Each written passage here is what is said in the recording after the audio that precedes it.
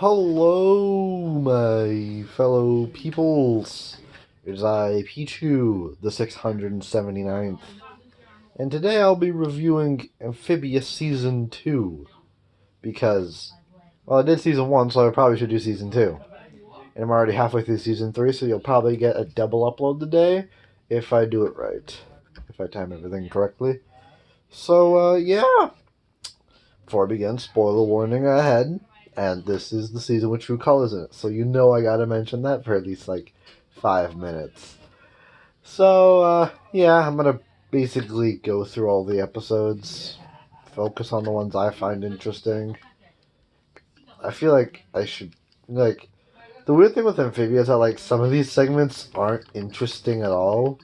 Like, for example, if you go back to season 1, like, Planet, no, not that one, actually, like, something like Grubhog Day or like Trip to the Archives is really boring and uninteresting. So I feel like what I'm gonna do for the rest of these is I'm only gonna cover the ones that I find are either useful, is like mentioned later on in the show, or just like something I find good. So at this point on for seasons 2 and 3, I'm gonna cover only episodes I like or the episodes I find interesting, or like the ones that are important later on, because a lot of these are just kind of and the more I try and stretch these out, the more I realize, yeah, it's not the greatest idea. But anyways, let's begin with the first episode, the first segment, because the first segment's important. Handy Ann. Uh, she starts feeling guilty about their whole trip to Newtopia because they're sacrificing everything to go and help her. But they get Chuck to do it, but Anne doesn't trust Chuck, so she does the protection part building herself. And for whatever reason, she decides, oh yeah, I'm just going to use this mysterious liquid Loggle gave me. And yeah, long story short, that liquid turns out to turn the monsters, the veggies into monsters. So that's fun. Aiming at a blue eyes moment. Yep. Alright, next up, I'm going to talk about uh, Anne Hunter, because the other segment's not really useful. A lot of these segments are, I'm only going to mention like one segment per episode pretty much, because only one of these segments is useful. I mean, I probably should mention Four on the Road, because it's the first time we see Frobo, like, walking around on his journey for the first half of the season. But, like, it really doesn't matter in the grand scheme, so I'm not going to bother. Anyways, Ann Hunter. Uh, so the planners run out of food, so they need to go hunting. Yes, I ran 4 segments in, and I ran 3 segments into their trip, and they've already run out of food. It's almost like they're really irresponsible with their food management. But anyways, they gotta go hunting. So Anne learns how to hunt the planter way, which is with the plantar family dance. But that's kind of trash, so, yeah. But everyone gets kidnapped, and so she actually has to do it. The planter dance. To save them. And it's confirmed that she finally snaps. Because she starts hallucinating a hallucination version of Sprig. We're going to skip episode 3 entirely, because nothing is important. Season 2, episode 4 has a Sasha and Grimes segment, but nothing other than that. Everything else is useless. Episode 5 has a Gravity Falls cameo episode. I'm not a really big fan of it, so I'm not going to mention it. Episode 6 is Mercy at the Gates.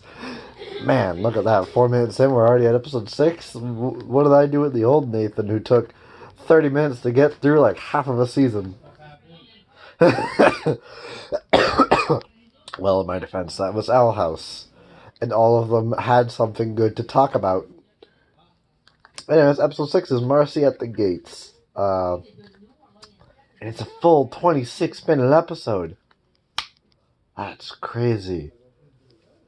Yeah, I'm going to be talking about every single episode that's 26 minutes. So in season 2, it's going to be The Shut-In, The First Temple, and True Colors are guaranteed to be talked about because they're they're like full episodes. So, anyways, back to Marcy at the Gates. So Sprig and Spran are talking about, oh hey, we're almost at Utopia. Hopefully, we'll find Marcy. Well, this is Anne talking. Sprig is like, are we sure Marcy's a good person? Cause like Sasha kind of tried and kind of tried to kill us. So I mean, yeah. And then Ed's like, no. Marcy's good. Marcy's cool. Marcy's chill. Don't worry about it. Sprig believes her a little bit. Not really. So then they get to Utopia, where they find it is closed until the barbarian problem is dealt with. And then they get attacked by barbarians to establish what barbarians are and what the plot of the episode is going to be. Dealing with the barbarians.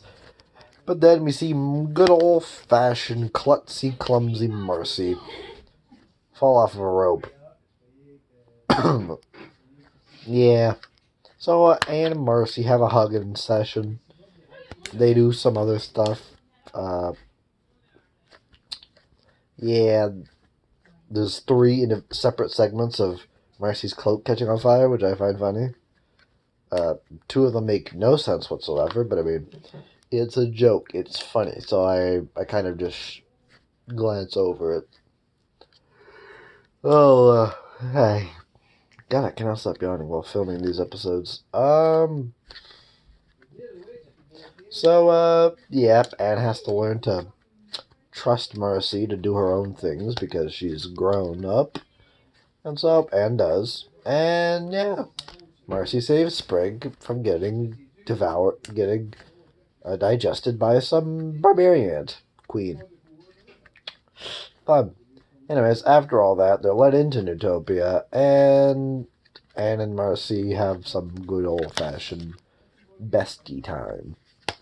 Yeah, and then there's some foreshadowing to Andreas being evil. Episode 7 is useless. Episode 8 is useless. Episode 9 has Hopping Mall. I'm going to mention Hopping Mall, but not Little Frog Town, because nobody cares about Little Frog Town. Yes, I skipped 2.5 episodes. It doesn't matter. It's all filler. And personally, I don't feel like talking about it. Because I only watched it for the sake of watching it. So, yeah. I mean, don't get me wrong, alright? We're halfway through the season, so I probably should make something clear. I love this show. Do not get me wrong. I love it. It's just kind of uninteresting to talk about these episodes in the format that I talk about them. Because there's so little to talk about that I feel like I should be talking more when really there is nothing to say.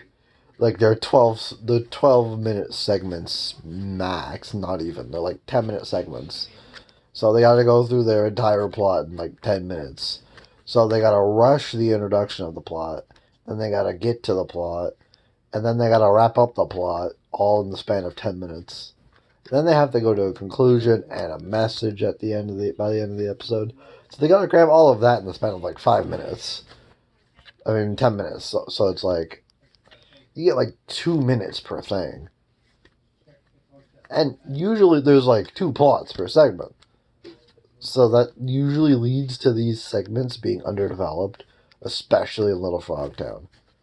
Little Frog Town is really underdeveloped, and if they were gonna do this, honestly, they just shouldn't have done this. At least something like it. Because it really just leaves it kind of just barren for anything. Yeah, it doesn't really work.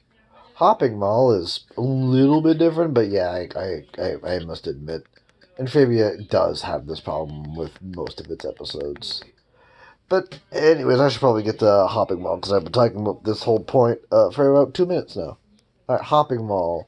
So they go to some sort of mall-ish. It's kind of like a co-op. It's kind of like a not a farmer's market, but it's kind of like a, if you're Canadian, think of like a co-op. It's like a co-op to like a Walmart.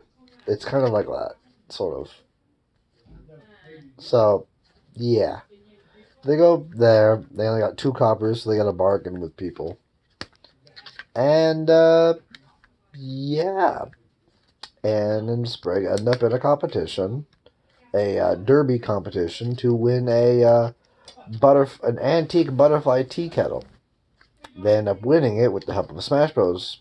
Reference, and they end up giving it to the Huntara person. I don't know if it's the Shira or the amphibian name, but whatever.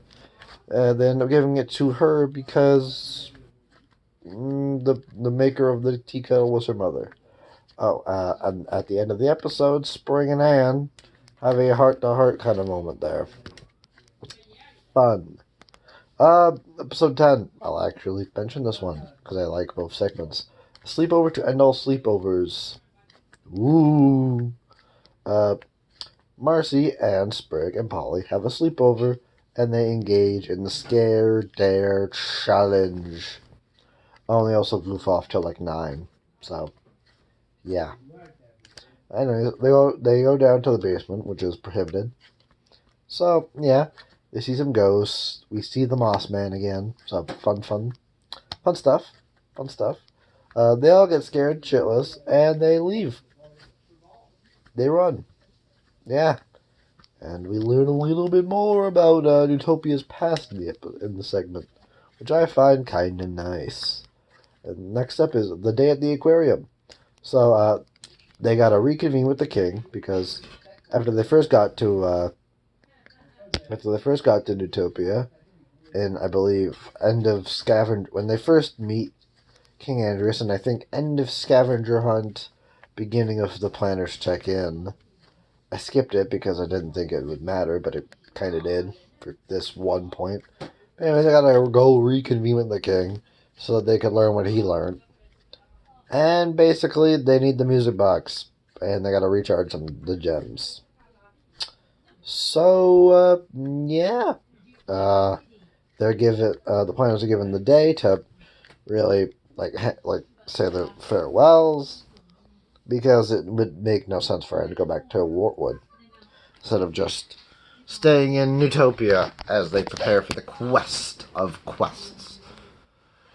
So yeah, it's just a day filled with references to the other episodes. Alright, next up, the next episode I'm going to mention is The Shut-In.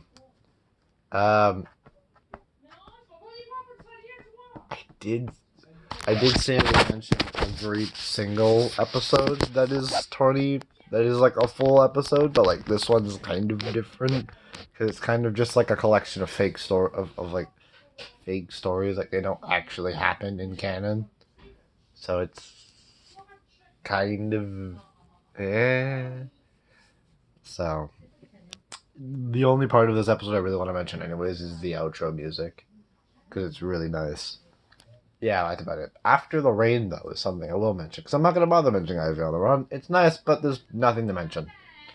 Right before they leave for the first time, they'll hop up. Has to face the music of him lying to Anne about giving the music box to some associates back in season 1. And, it turns out, he lied. And now the music box is gone.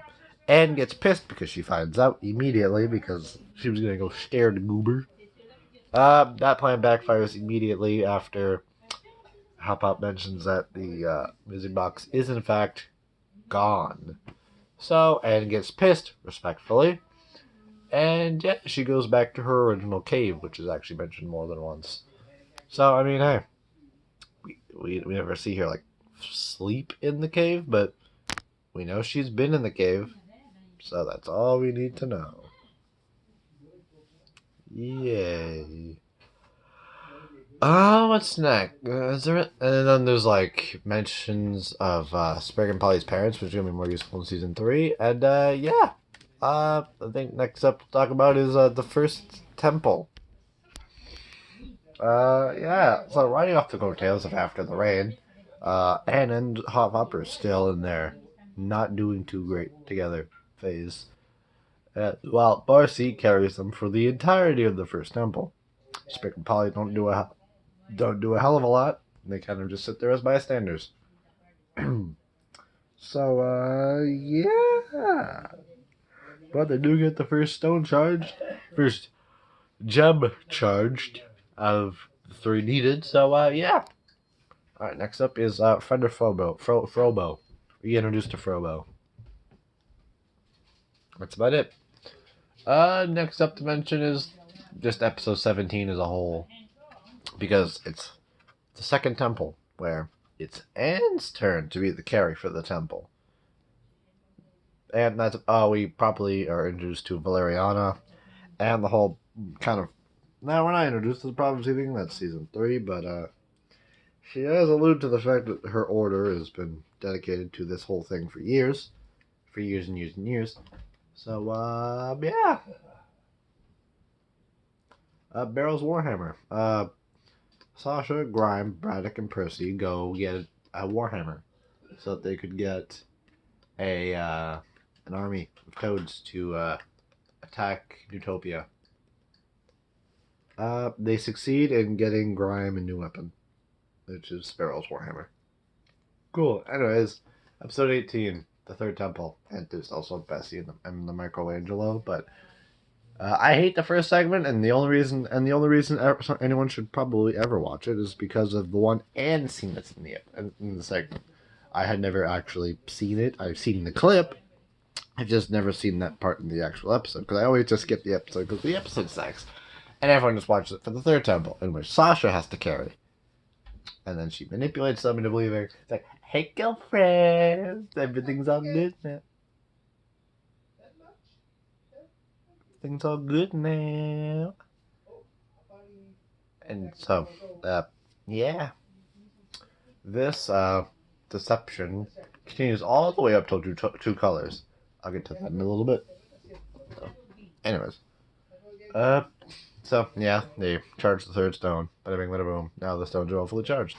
So, now we have episode 19, the dinner / battle of the bands. The dinner,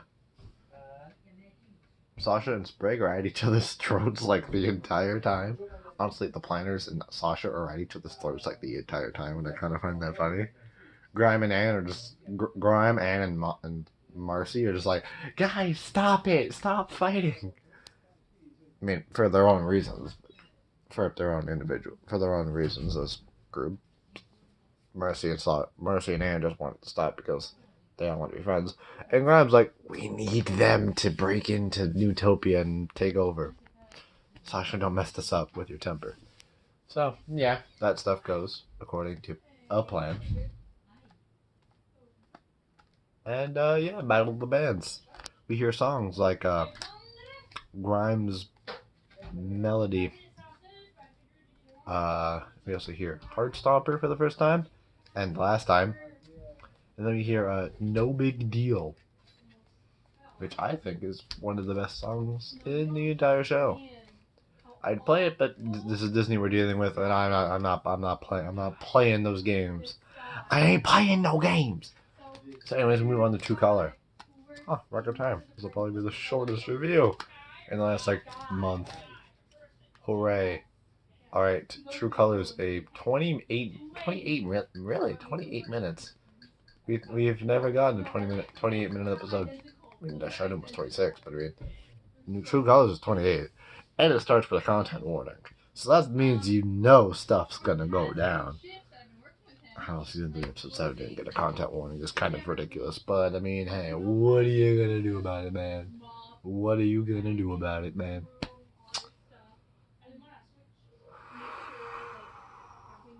Anyways, True Colors. So the entire crew, which consists of Anne, the planners, Marcy, Grime, Sasha, and Frobo, all go down to Utopia.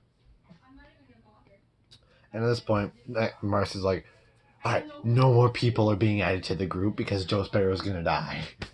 because there's just so many of them. There's like a toad, a robot, 3 humans, and 3 frogs.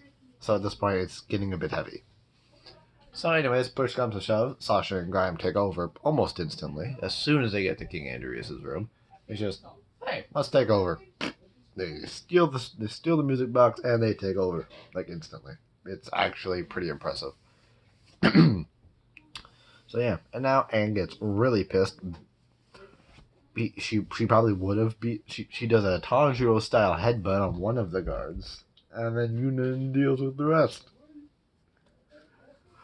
Would have been nice to see Anne deal with all of the guards alone. Actually, it would have been kind of nice. But yeah, as you can see in the thumbnail for the episode, Anne and Sasha have a battle again. I think this is the second or third time they fight, but whatever. Doesn't matter. But, yeah. They fight. King Andrews gets the music box. Ooh boy. Time to speed run the last bits. Alright, here's how it goes down. So, Frobo dies. Polly grows her legs. Sprig gets chucked out of the window. Anne goes Super Saiyan, kicks Andreas's booty cheek ass. Then she passes out. Sprig comes back. He managed to wake up Anne before she dies. Marcy turns on the music box. Sasha and Grime tell the players to just go to the portal. We'll hold him up. They fail to do that, and Marcy gets stabbed in the back. A la nothing personal, kid. And so then Marcy dies, and they get stuck in the human realm. Boom. That is the entirety of Amphibia Season 2 in 22 minutes. Nice, please. We get that done. We get that shit done, brothers. We get it done. When there's still light out. So I still have time to film Season 3 the Season 3 review later today. This one will hopefully be smidged bit better wise. I don't know. Hopefully. Because Season 2 is kind of weird. As it's a lot of uninteresting, not necessary things. But I mean, hey, overall I'd give the season like an 8. It's better than Season 1. But it's worse than Season 3. I feel like you can tell at this point that I prefer Owl House over Amphibia. And rewatching the show... Yeah, no, definitely. That is absolutely true. There is no shot in hell I put this show on the same rating, let alone the same grade as Owl House at this point. I mean, currently I'm halfway through Season 3, so I should have the whole thing done by... I should have both episodes uploaded within the next couple days, hopefully. And I do want to make another Don't Try This at Home before we end up throwing out my trampoline because it got messed up in a storm back in the winter. And we couldn't really get rid of it at the time, so... We never really got around to getting rid of it, so, I mean... Yeah, I'm hoping to make one more video with it before we lose that. So, yeah. Hope you're excited for the future of the channel, and I'll see you lot later. Bye-bye, shocking viewers.